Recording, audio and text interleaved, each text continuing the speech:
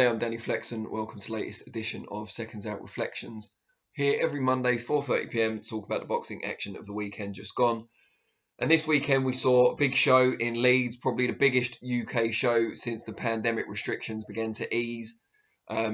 Raucous 20,000 fans packed into Headingley Stadium to see Josh Warrington unfortunately not get the redemption or the closure that he was looking for against Mauricio Lara, who surprisingly stopped Josh back in February. It had been a nightmare year for Warrington after that, and it's not got a lot better after accidental head clash opened up a horrible cut on above Lara's eye and forced the conclusion of the fight very early on. Not even 4 rounds completed, which means it's registered as a technical draw, which gives no satisfaction to anyone. I mean, a lot's been made about Warrington not getting his redemption, but for Lara, who was supremely confident of repeating his inside schedule victory from February, it's not great for him either. A lot of people have been trying to blame different parties. I've seen a section of people blaming Lara and his team for wanting a way out, but anyone who's now seen close-ups of the cut, either on the night or in photographs since, would agree that that's probably not the case. It was a horrible, deep slash all the way across the eyelid. There's no way he could have continued. As soon as it opened up, they tried to work on it in the corner, but when he came back out, as soon as it got touched, it was just gushing profusely. Disgusting to watch, but horrible for him. Obviously, he must have been in a lot of pain, as well as the obscuring of his vision. And we've seen another group of people blaming Warrington for putting the head in, as he's been known to do in previous fights. I'm not saying he's done it intentionally, but his style, kind of aggressive, compact and combative, does tend to lead to the head being quite low and coming up when he throws his shots.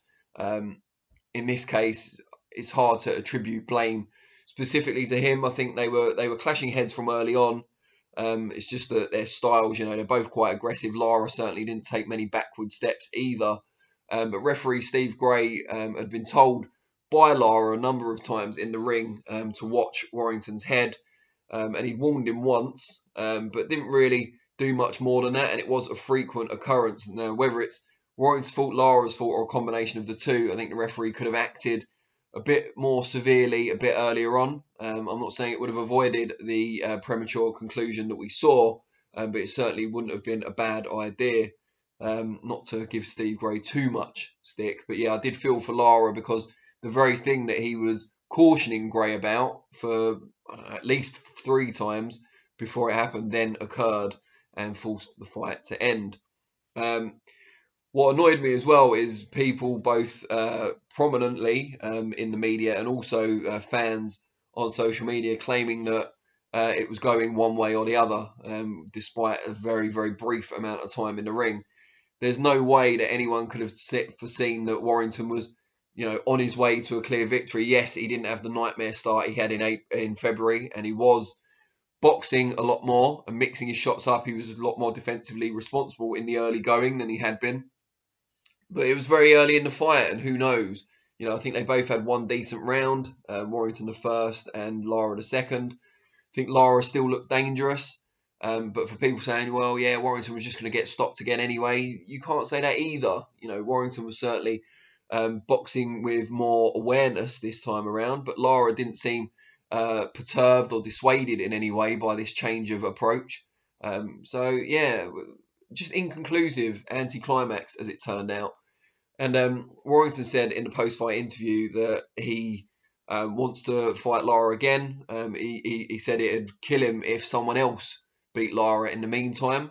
So it would take his revenge away to an extent, or at least dull the edge of it. So someone like a Kid Galahad or a Lee Wood. And I know promoter Eddie Hearn was alluding to Warrington being back out as soon as possible because he hadn't really got the rounds in. He'd been inactive since February. And also, I guess, because Lara will have to take some time for his cut to heal before he's even able to spar again. But on the flip side of that, if Warrington gets a big fight, like a Kid Galahad rematch, Lee Wood or someone else, then from Lara's point of view, there's a concern that someone else beats Warrington, and then their rematch will probably never happen. If Warrington goes in against Galahad, loses, he'd probably retire. And Lara would never get the rematch, but then he has got that first fight on the record, so I guess it means less to him than it means to Warrington to get them back in the ring.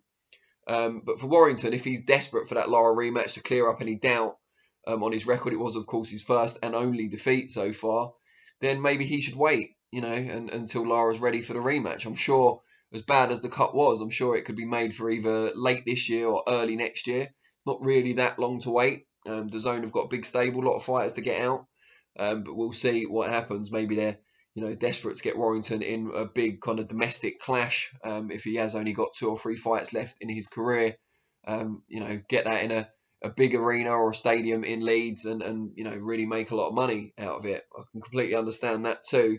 But I would like to see the rematch because it was completely inconclusive. I pre-fight, I fancied Lara to repeat his victory, although maybe this time on points. I thought Warrington would start better but would gradually be drawn in to a bit more of a firefight, and I thought Lara would maybe take over in the second half. We never got to find out if that was true or not, but it would be good to find out. And is Lara as good as we think he might be, or did he just catch Warrington on an off night? We still don't know, and that's the most frustrating aspect of it.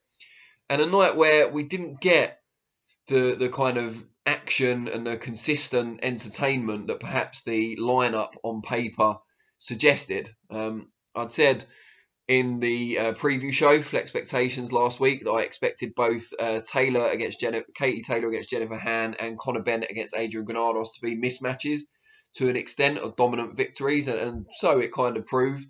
Granados didn't really show a lot of ambition. He showed plenty of skill and evasive talent, and Ben didn't look as great as he's looked in the past, but was a clear winner in my book. He was the only one really trying to make the fight, and did have some success.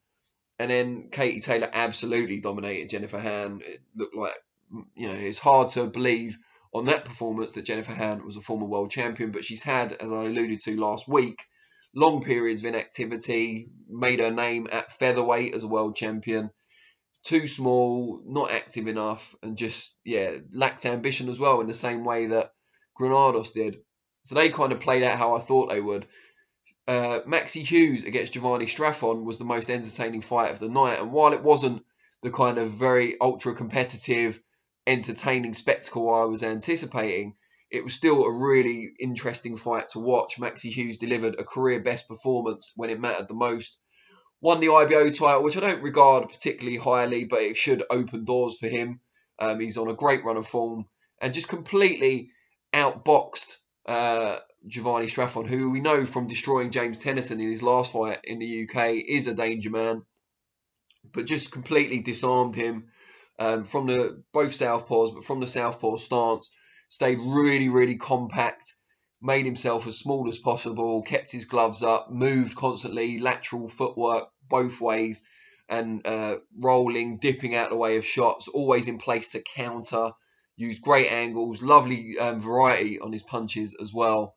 Maxi Hughes has always been a talented fighter, but now he's found that self-belief, I think, to go with it. I think Sean O'Hagan, who trains him, and obviously his own son, Josh Warrington, deserves some of the credit for that as well, for bringing it out of Hughes.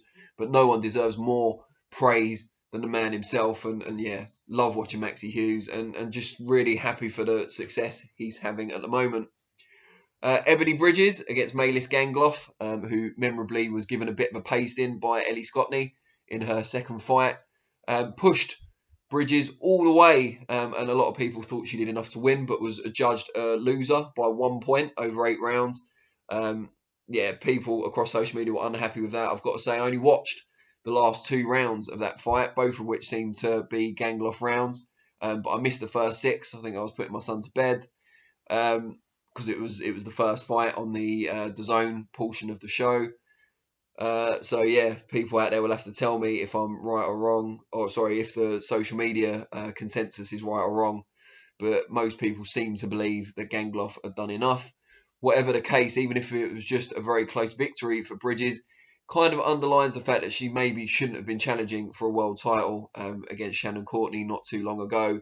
Perhaps this will cause her and the team behind her to reassess her level, because although she's incredibly popular, particularly in this country, perhaps she's not quite ready for world level competition as a pro just yet. And there's nothing wrong with taking a step back and having some fights, seasoning fights, if you like, before making another assault on that top level. And as for Gangloff, she won the French title after losing to Scotney. So she's rebounded very well. Disappointed for her, if indeed she deserved the decision, that she didn't get it. But, you know, she's still got a bright future. Another one with a bright future is, of course, Hopey Price. Didn't see his fight, but read all about it. Stopped Zahid Hussein early. Very good win for him. His biggest test so far in his embryonic pro career, and brought out the big shots when he needed it. And he's in a great stable under Dave Coldwell, so I expect him to go from strength to strength. And just generally, it was nice to see fans back, packing a big stadium. Really good to see. They didn't get the result they wanted, and neither did Warrington or Lara, but they showed that boxing is a better spectacle for everyone, including those watching on TV. When there's fans in attendance, they created a great atmosphere. And I feel a little for them that their passion and enthusiasm wasn't rewarded with the closure that they desperately sought, as did Warrington, of course. But hopefully they get a third fight, probably back in Leeds, and I'll be up for that. And I'm hoping there's no interim fights and they do go straight back in, however long it takes that horrible cut to heal. Now, I want to hear what you guys think. Can you make any judgment about Warrington Lara 2?